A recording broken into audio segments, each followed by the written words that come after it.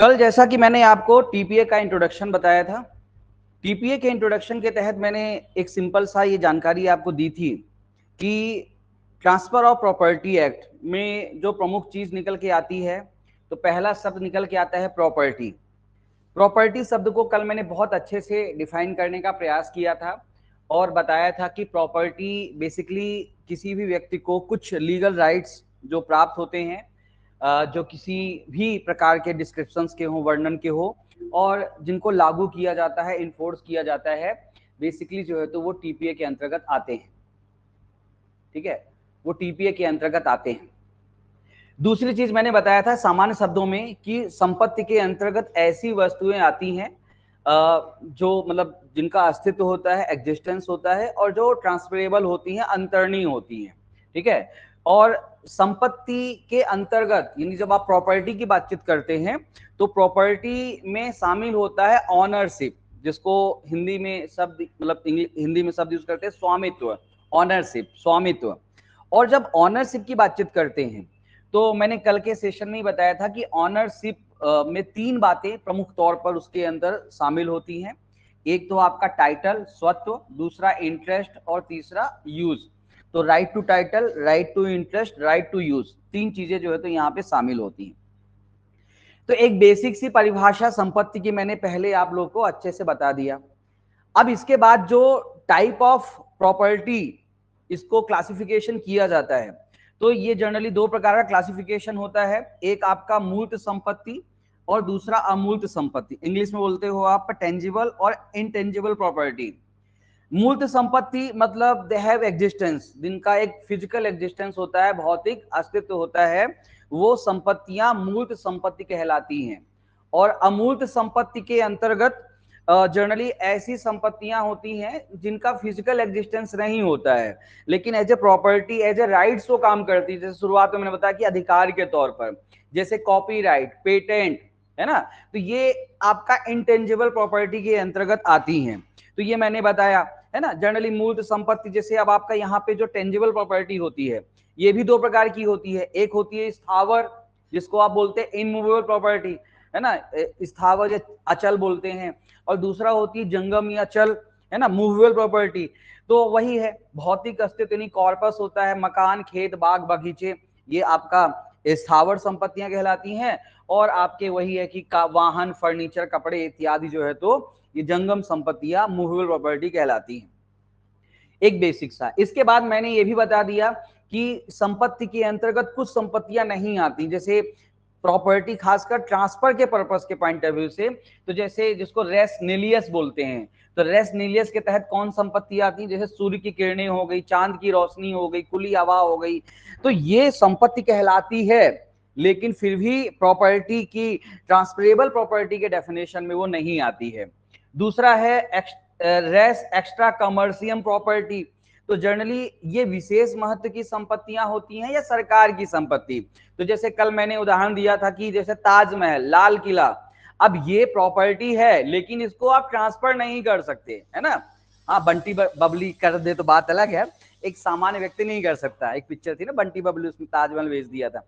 तो मुद्दे की बात यह है कि इसको आप ट्रांसफरेबल नहीं कर सकते हो, तो वो इसके अंतर्गत नहीं आती हैं। ठीक है, तो एक मोटे मोटे तौर पर यदि आप बातचीत करें, जो कल मैंने ये चीज इतना नहीं टच किया, उसको आज बोल देता हूं कि संपत्ति नियंत्रण अधिनियम के तहत सीमित संपत्तियों को शामिल किया गया है, जो जिनका एक मतलब अस्तित्व होता है, एग्जिस्टेंस होता है, जो चल और चल संपत्ति की कैटेगरी में आती है, मूवेबल इनमूवेबल प्रॉपर्टी कैटेगरी में आती है, और जो ट्रांसफरेबल होती है, अंतरणीय होती है। यदि कोई भी संपत्ति ट्रांसफरेबल नहीं है तो स्वाभाविक बात है कि टीपीए की डेफिनेशन में जो संपत्ति की परिभाषा है उसमें शामिल नहीं होगी, है ना। क्योंकि देखो संपत्ति बहुत ब्रॉड परिभाषा है। हम लोग एक सामान्य लोग सोचते हैं संपत्ति का मतलब कि ये कोई मकान, दुकान, वाहन, ये नहीं। संपत्ति मतलब यू हैव एनी राइट्स, कोई भी अधिकार, वो संपत्ति के अंतर्गत आता है। ठीक है, तो ब्रॉड परिभाषा है। अब उतनी ज्यादा ब्रॉड एक्सटेंशन में नहीं उलझेंगे, सिंपल वे में चीजों को यहां पर बताने का प्रयास कर रहा हूं। ठीक है, क्लियर कहानी। चलिए, तो अगली कहानी है, अगली कहानी है। तो ये मैंने कल अच्छे से इनको प्रॉपर तरीके से बता दिया था। ठीक है, बात को आगे बढ़ाते हैं कि अब संपत्ति अंतरण मैंने ये भी बता दिया कि दो तरीके से होता है, bye act of party, bye operation of law, पक्षकारों के कार्य द्वारा या विधि के प्रवर्तन द्वारा। तो जो पक्षकारों के कार्य द्वारा, तो जो जीवित पक्षकारों के कार्य द्वारा अंतरण किया जाता है, ठीक है, उसी के लिए टीपीए काम करता है। ये बात भी मैंने आपको बता दी, यानी कि जीवित पक्षकारों के कार्य, transfer by act living parties, तो जीवित पक्षकारों के कार्य द्वारा मतलब कि जो आपका विक्रय किया जाता है, विक्रय, बंधक, ठीक है ना, पट्टा, विनिमय और दान, तो ये जो 5 प्रकार के ट्रांसफर किए जाते हैं, ठीक है, सर्टेन टाइप ऑफ ट्रांसफर जो एक लिविंग पर्सन, जीवित व्यक्तियों के द्वारा ही किए जाते हैं, आपका जो टीपीए है उन्हीं को कवर करता है। इस बात को अच्छे तरीके से यहां पर जान लीजिएगा, ठीक है। इधर कौन जुड़ा है? विनोद कुमार जी, विनोद कुमार सोनी, स्वागत है, जुड़े रहिएगा, थोड़ा 1-2 सेशन अटेंड करने का प्रयास कीजिएगा, ठीक है। चलिए वापस आते हैं, तो ये चीजें। बाकी दूसरा है वसीयत द्वारा अंतरण। अब देखो वसीयत बिल क्या होता है, तो बिल बेसिकली जो है तो एक टेस्टिमेंट्री डॉक्यूमेंट्स होता है, आपने बीएनएस में याद होगा बिल को डिफाइन किया गया है। एक वसीयती दस्तावेज होता है, जो वसीयत करता होता है, जो टेस्टेसर होता है, वो इसलिए बिल बनाता है ताकि आफ्टर देयर डेथ, उसके मृत्यु के बाद उसका एग्जीक्यूशन हो सके, उसकी यानी कि वसीयत करता कि मृत्यु के बाद, भाई कोई मान लीजिए कोई किसी परिवार में दादाजी हैं, वो बिल क्या बनाते हैं, जब मैं मर जाऊं तो मेरी संपत्ति मेरे बच्चों में, नाती पोतों में बटेगी, तो कैसे बटेगी वो पूरा प्लान करके जाते हैं, ठीक है। तो उनकी इच्छा यही होती है कि मेरे मरने के बाद, तो जबकि जनरली टीपीए जो है तो जीवित व्यक्तियों के बीच में अंतरण की बातचीत करता है और बिल आफ्टर डेथ काम करता है, इसलिए यहां पर टीपीए काम नहीं करता है, ठीक है। तो टीपीए जो है तो केवल पक्षकारों के कार्य द्वारा और जीवित पक्षकारों के कार्य द्वारा किए गए ट्रांसफर, ये 5 प्रकार के ट्रांसफर के लिए ही टीपीए काम करता है, बस, ठीक है ना। इसलिए टीपीए की प्रियम्बल में ये शब्द यूज किया गया है, सर्टेन टाइप ऑफ ट्रांसफर। अभी आऊंगा मैं, उस चीज में भी आऊंगा, ठीक है। दूसरा विधि के प्रवर्तन द्वारा, ये भी मैंने कल समझा दिया था कि व्यक्तिगत विधियों के तहत, यानी कि कोई भी हिंदू लॉ, मुस्लिम लॉ, है ना, जैसे सक्सेशन एक्ट हो गया, उत्तराधिकार अधिनियम हो गया, हिंदू मैरिज एक्ट हो गया, हिंदू विवाह अधिनियम, किसी भी विधि के तहत, जो व्यक्तिगत विधि के तहत, किसी भी लॉ के तहत, अन्य लॉज के तहत जो ट्रांजेक्शन होता है, ट्रांसफर होता है, वो यहाँ पे आता है। और दूसरा है कि by the decree of court, न्यायालय की डिक्री के द्वारा जो ट्रांसफर होता है, तो ये विधि के प्रवर्तन द्वारा अंतरण कहलाता है। तो जब मुद्दे की बात, जब आपसे ये तो एक बेसिक हुआ कि संपत्ति का अंतरण कितने प्रकार से हो सकता है, लेकिन टीपीए कितने के बारे में बातचीत करता है, तो टीपीए केवल और केवल आपका एक ही, तो बाकी सबको मैं हटा देता हूं, केवल इसके बारे में टीपीए बातचीत करता है, बाकी किसी के संबंध में टीपीए बातचीत नहीं करता है। क्लियर कहानी? तो ये हो गया एक बेसिक सा इंट्रोडक्शन संपत्ति और संपत्ति अंतरण के संबंध में। अब थोड़ा सा टीपीए के शुरुआत में अपन चलेंगे। देखो मेरा एक आदत होती है, मैं विषय प्रवेश में समय लेता हूं, क्योंकि मेरा मानना है कि एक बार सब्जेक्ट क्या कैसा है आपको समझ में आ गया, उसके बाद बाकी चीजें बड़ी आसान हो जानी है, ठीक है ना। एक बार आप उस सब्जेक्ट को समझ गए तो उसके बाद बाकी चीजें आसान हो जानी है। अभी आईपीएल का सीजन चल रहा है, आज अंतिम मैच है, तो उस तरह समझो कि शुरुआत में जब बल्लेबाज आता है ना, 2-4-5 बल्ला आराम से थोड़ा खेलता है ताकि अच्छे से पिच को समझ जाए, चीजों को समझ जाए, फिर उसके बाद छक्के चौके मारता है। बस वही कहानी है कि पहले थोड़ा सा आपको एस्टेब्लिश करना है, फिर उसके बाद आगे बढ़ना है। क्लियर कहानी? तो सब्र के साथ 2-3 क्लास आपको सुनना है। चलिए मुद्दे की बात करते हैं।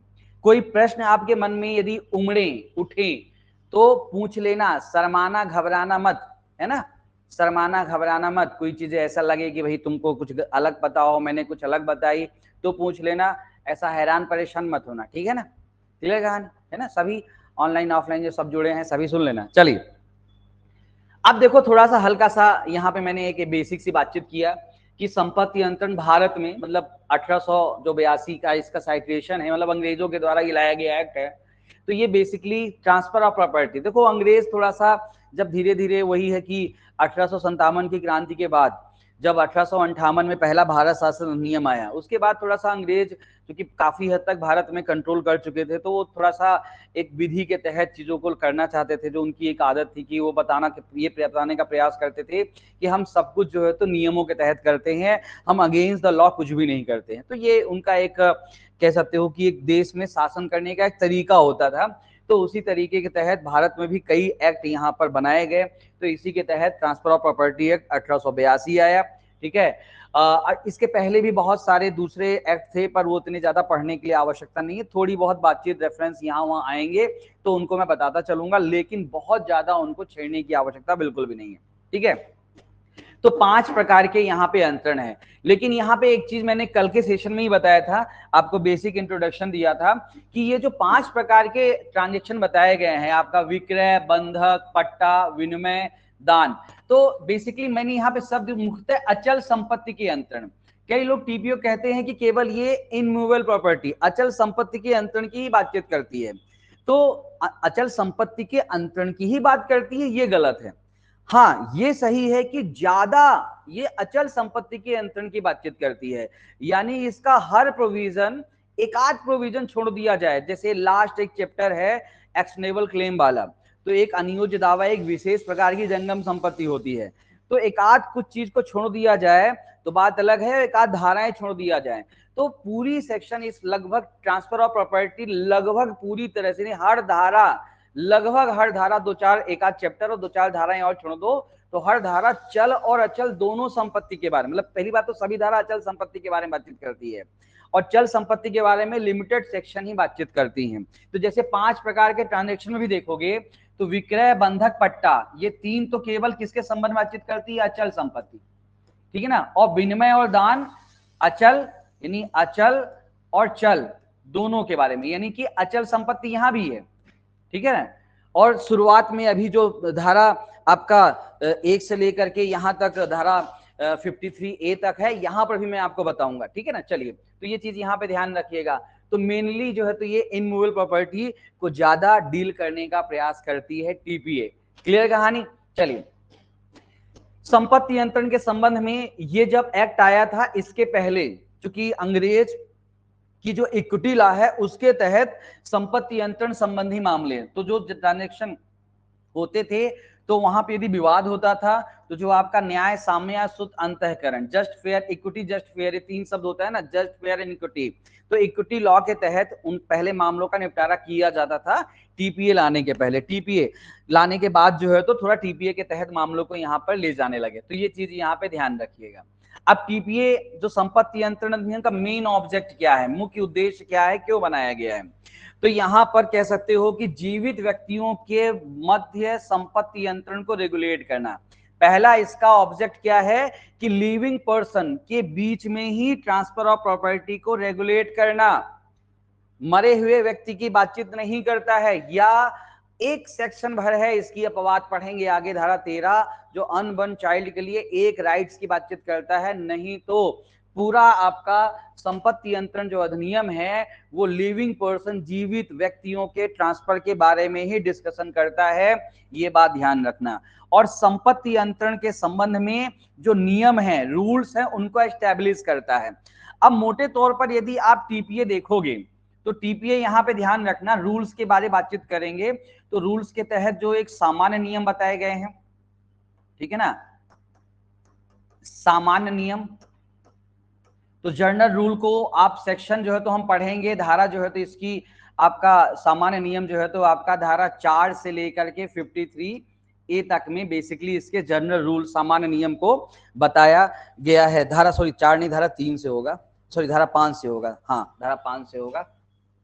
धारा 5 से लेकर के आपका धारा जो है तो 53A तक, ठीक है ना, 53A तक। तो ये सामान्य नियम। और इसके बाद अंतरण, अंतरण के प्रकार, तो अंतरण के जो टाइप्स ऑफ ट्रांसफर हैं वो धारा 54 से लेकर के 137 पूरी अंत तक जो टीपीए है आपका 137 धाराओं तक, तो वो बेसिकली फिर अंतरण के प्रकार को ही डिस्कशन करता है, तो ये ध्यान रखिएगा। तो जीवित व्यक्तियों के मध्य जो संपत्ति का अंतरण है उसकी बातचीत करता है और नियमों को एस्टैब्लिश करता है। एस्टैब्लिश करने का मतलब ये होता है पहले से ही नियम थे, थोड़े इधर उधर बिखरे उखरे थे, तो उनको थोड़ा सा प्रॉपर तरीके से व्यवस्थित बता दिया कि भैया जिस सेल करेंगे तो ऐसे करेंगे, मॉर्गेज करेंगे तो ये 6 प्रकार से मॉर्गेज करेंगे, लीज करेंगे तो इन बातों का ध्यान रखेंगे, एक्सचेंज करेंगे तो ऐसे करेंगे, समझ में आ गया ना, गिफ्ट करेंगे तो ऐसे करेंगे, ऐसे। जैसे गिफ्ट आपको पता होगा कि हमेशा गिफ्ट रजिस्टर्ड ही होता है, रजिस्टर्ड लिखत के द्वारा ही होता है, तो ये सब चीजों को एस्टैब्लिश करने के लिए यहाँ पे बताया गया। तो ये मेन उद्देश्य आपका टीपीए का है, ठीक है। अब अगली कहानी आते हैं इसके प्रियम्बल पे। तो ये देखो, संपत्ति अंतरण के बारे में एक बड़ा प्रश्न पूछा जाता है कि संपत्ति अंतरण अधिनियम कैसी विधि है। तो आप इसका प्रियम्बल पढ़ो, प्रस्तावना देखो, उद्देशिका लिखा हुआ, उसका उद्देशिका लिखा हुआ है साफ तौर पर, ठीक है। तो वहां पर उद्देशिका जो है तो देखो साफ तौर पर लिखा है कि ये जो एक्ट है संपत्ति अंतरण अधिनियम, ये कुछ प्रकार के अंतरणों को परिभाषित और संशोधित करता है। यानी कि प्रियम्बल से ही क्लियर हो जाता है कि संपत्ति अंतरण के संबंध में it is not absolute law, यह एक पूर्ण विधि नहीं है, केवल कुछ प्रकार के अंतरण को ही ये डिफाइन करने का प्रयास करती है। कुछ प्रकार के ट्रांजैक्शन को, अंतरण को ही, जो 5 प्रकार के ट्रांजैक्शन है केवल उनको ही डिफाइन करने का प्रयास करती है। तो एक मोटा सा प्रश्न इंटरव्यू में ये पूछते भी हैं कि क्या संपत्ति अंतरण अधिनियम एक एब्सोल्यूट लॉ है, पूर्ण विधि है? तो इसका उत्तर नहीं, केवल कुछ प्रकार के संपत्ति अंतरण को ये बोलती है। और एक और प्रश्न यहीं पे मैं क्लियर कर देता हूं कि संपत्ति अंतरण अधिनियम क्या एब्सोल्यूट लॉ है, मतलब इसमें सभी अंतरण के सभी तरीके नहीं बताए गए, ये भी क्लियर हो गया। लेकिन क्या संपत्ति अंतरण अधिनियम एक मतलब पूर्ण विधि है, मतलब इसमें सब कुछ बताया गया? तो इसका उत्तर भी है कि वहां पर उत्तर है नहीं।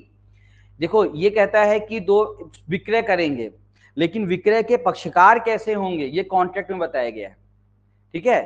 फिर विक्रय करेंगे तो रजिस्ट्रेशन कैसे होगा, ये रजिस्ट्रेशन एक्ट बताया गया है।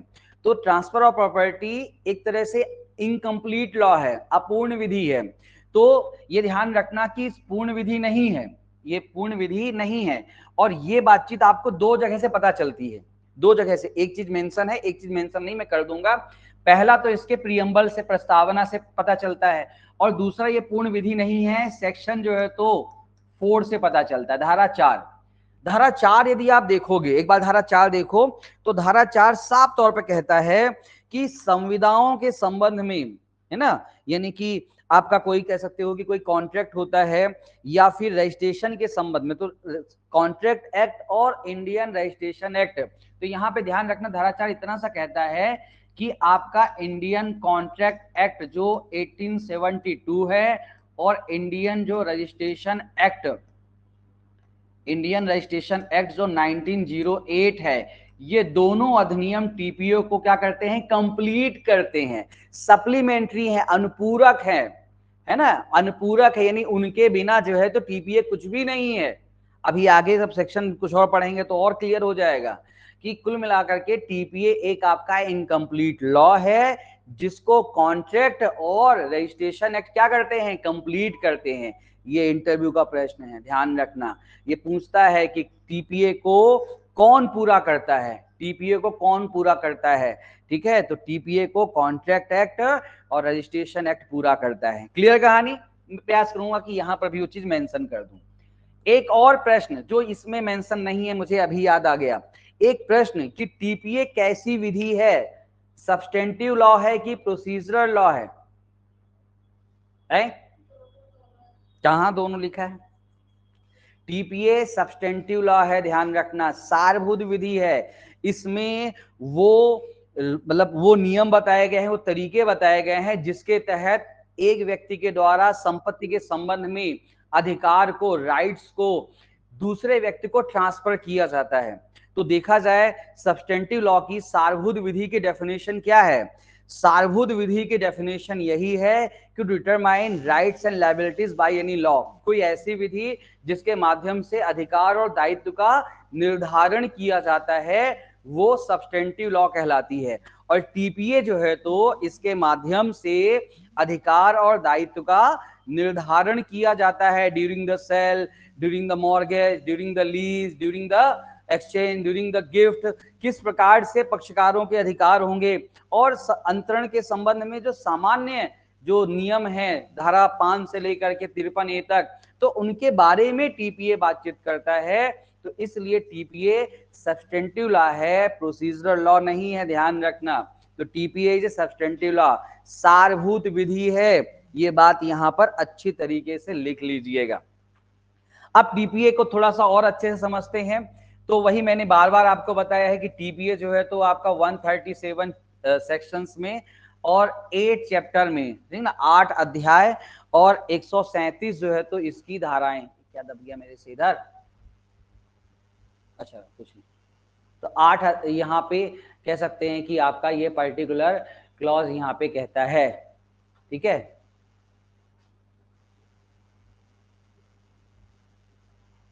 चलिए, तो ये इस तरह से जो है तो विभाजित है ये आपका ट्रांसफर ऑफ प्रॉपर्टी एक्ट।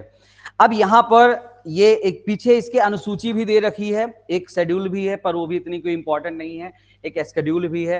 तो ये इस प्रकार से बताया, अध्ययन की दृष्टि से इसको 2 पार्ट में डिवाइड कर सकते हैं। तो इसकी जो आपका पहला पार्ट है जहां पे अध्याय 1 और 2 आते हैं, चैप्टर 1 और 2, यानी सेक्शन 1 से 53A तक, तो जनरल प्रिंसिपल, सामान्य सिद्धांत के बारे में बातचीत करते हैं। और इसके जो दूसरा पार्ट है यानी कि चैप्टर 3 से लेकर के 8 तक, तो ये टाइप्स ऑफ ट्रांसफर यानी कि अंतरण के जो प्रकार हैं, 5 प्रकार हैं, उनके बारे में बातचीत करते हैं। ध्यान रखना, अंतरण के 5 प्रकार हैं। जो अंतिम आपका चैप्टर है एक्शनेबल क्लेम, तो ध्यान रखना कि अभी मैं अनियोज्य दावा पढ़ाऊंगा तो क्लियर कर दूंगा। अनियोज्य दावा जो होता है, एक्शनेबल जो क्लेम होता है, वो एक certain type of movable property कहलाता है, एक विशिष्ट प्रकार की जंगम संपत्ति।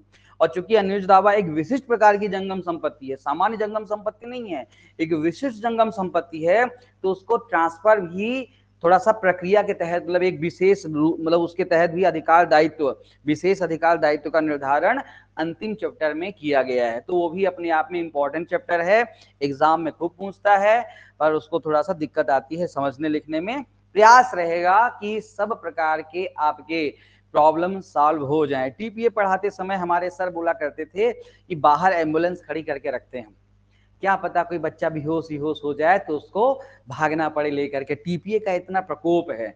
और ड्यूरिंग द एलएलबी, बीएलएलबी मैंने देखा है, मैंने भी फील किया है कि 2 सब्जेक्ट हम लोग को बहुत ज्यादा रुलाता था, एक सीपीसी और टीपीए। अधिकांश बच्चे इन्हीं 2 शब्दों में जो, तो एक तो पहली बात प्रश्न ही समझ में नहीं आते। वैसे देखा जाए तो एसआरए, अभी सिविल जज में आओगे तो एसआरए लिमिटेशन भी जो है तो उसी कैटेगरी में आते हैं, प्रश्न ही समझ में नहीं आते हैं। प्रश्न ऐसे रहते हैं कि लिखा है राम, लिख के आते हैं श्याम के बारे में, तो ऐसे तो हाल होते हैं। पर ठीक है, मेरा प्रयास रहेगा कि जितना हो सके आपको उस कंफ्यूजन से निकालने का प्रयास करूं। अब वो कितना सफल हुआ कितना नहीं सफल हुआ ये आपका रिजल्ट बताएगा, ठीक है। चलिए फिलहाल आगे बढ़ते हैं, अगली कहानी पे बढ़ते हैं, है ना। तो अगली कहानी पे आते हैं। बाद में जो है तो ये मैंने बता भी दिया कि यह सर्वसमावेशी, मतलब ये जो एक्ट है यूनिवर्सल एक्ट नहीं है। टीपीए सर्वसमावेशी मतलब होता है यूनिवर्सल। और देखा जाए तो ये शब्द को मुझे ऊपर ही डिफाइन मैंने कर दिया था, है ना, यहीं पे बता दिया था कि पूर्ण नहीं है, मतलब सब कुछ इसमें शामिल नहीं किया गया है।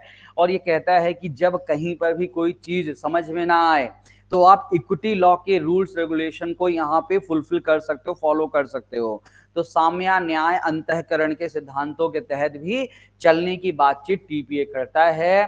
तो बार बार मैं कह रहा हूं कि टीपीए का प्रियम्बल और टीपीए की धारा 4 चीख चीख के चिल्ला चिल्ला कहती है कि मैं पूर्ण विधि नहीं हूं, मैं एब्सोल्यूट लॉ नहीं हूं, मैं अधूरा हूं, मुझे कॉन्ट्रैक्ट पूरा करेगी, मुझे रजिस्ट्रेशन पूरा करेगी। ठीक है ना, क्लियर कहानी। और बाद में तो और भी कह दिया कि इक्विटी, जो इंग्लैंड की इक्विटी लॉ और भारत में भी वही है कि इक्विटी लॉ या जो नेचुरल जस्टिस के जो नियम है उन सबको ध्यान में रखते हुए इसके जो नियम कानून को पढ़ा जाएगा, इनके तहत अधिकार दायित्व का निर्धारण किया जाएगा। तो ये एक बेसिक सा इंट्रोडक्शन जो है तो टीपीए का मैंने यहाँ पे दे दिया। अब थोड़ा टीपीए का एक हल्का सा जो है तो आपके सामने ये जितने भी टीपीए के सेक्शंस हैं तो ये मैंने हल्का सा बता दूं आपको। तो प्रिलिमिनरी प्रारंभिक की बातचीत करेंगे। तो प्रारंभिक के अंतर्गत जो है तो हमारा सेक्शन 1 से 4 तक में बातचीत करता है। तो एज इट इज धारा 1 में कहाँ क्या कैसा लागू हुआ है इसके बारे में बहुत सारी बातें धारा 1 में कहती है। मैं समराइज करके समझाने का प्रयास करूंगा, बेसिक सभी चीजें। इसके बाद जो है तो आपका अगला जो पार्ट इसका जाता है यानी कि सेक्शन 2, 3, 4। तो 2 जो है तो कहाँ मतलब वो भी को इन्फोर्समेंट के बारे में बातचीत करता है, उसको भी पढ़ेंगे कि कुछ एक्ट को रिपील कर दिया गया है तो मतलब कुछ दूसरे एक्ट हैं, इसका प्रभाव कैसा है। एक पर ना भूतलक्षी भविष्यलक्षी प्रभाव, प्रोस्पेक्टिव रेट्रोस्पेक्टिव प्रभाव, कैसा प्रभाव है, ये सब डिस्कशन धारा 2 में करता है। धारा 3 में कुछ परिभाषाएं, मतलब जैसे जनरली आप लोग एक्ट में पढ़ते हो ना, परिभाषा खंड जर्नल जो इंटरप्रिटेशन क्लॉज रहता है, धारा 2 रहता है, इसका धारा 3 है। धारा 3 में ये कहता है, धारा 4 तो मैंने बता ही दिया। धारा 5 से, तो ये धारा 1 से 4 हो गया। अब धारा 5 से 53A तक जो है तो संपत्ति अंतरण करने के संबंध में प्रोविजन कहते हैं। अब यहाँ पे मैं आपको बता दूं कि धारा 5 से लेकर के, ठीक है ना, इसमें ध्यान रखना कि धारा 5 से लेकर के धारा 5 से धारा 37 तक के जो प्रावधान हैं ये आपके अचल और चल दोनों प्रकार यानी कि इनमूवेबल और मूवेबल दोनों प्रकार की प्रॉपर्टी के संबंध में काम करते हैं।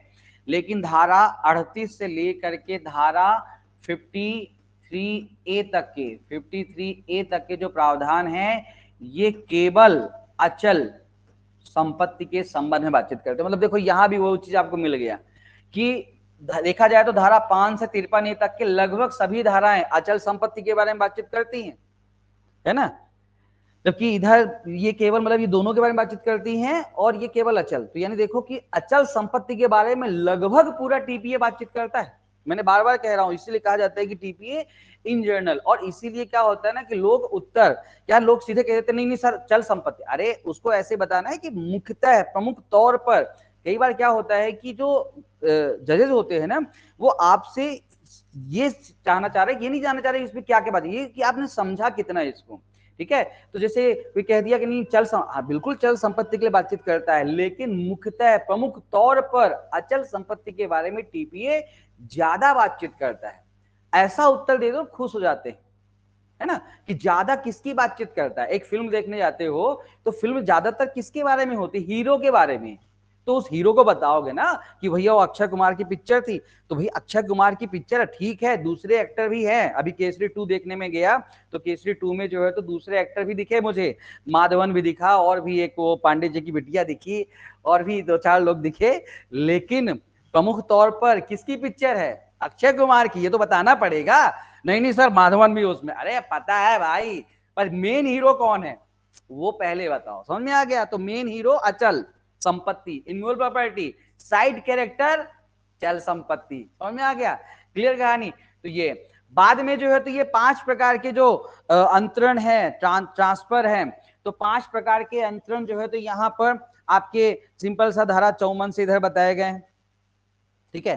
तो अब जैसे ये 5 प्रकार के हैं तो ये आपका चैप्टर सिंपल से हम इसको फटाफट 3, चैप्टर 4, चैप्टर 5, चैप्टर 6, चैप्टर 7, है ना, और चैप्टर 8। तो यहाँ पर 54 से 57, इधर 58 से लेकर के 104, इधर 105 से लेकर के 117, इधर 118 से 121, इधर 122 थे 129, इधर 130 से ले है 137, ठीक है। तो ये है आपका विक्रय यानी सेल, ये है बंधक, ये है आपका पट्टा, ये है विनिमय, ये है दान, और ये है आपका अनुयोज्य दावा एक्शनेबल क्लेम। तो ये एक सिंपल सा जो प्रकार हैं, टाइप्स हैं, उनके बारे में इन जर्नल बातचीत ये करता है। बात समझ में अच्छे तरीके से आ रही है? तो ये ट्रांसफर ऑफ प्रॉपर्टी संपत्ति अंतरण अधिनियम के संबंध में बेसिक चीजें मैंने आपको बता दी। और लास्ट सेशन में मैंने इसका भी सब बता दिया आपको। जैसे एक चीज मैंने बताया था कि आपका जैसे विक्रय बंधक, जैसे विक्रय हो गया, है ना, जैसे विक्रय हो गया,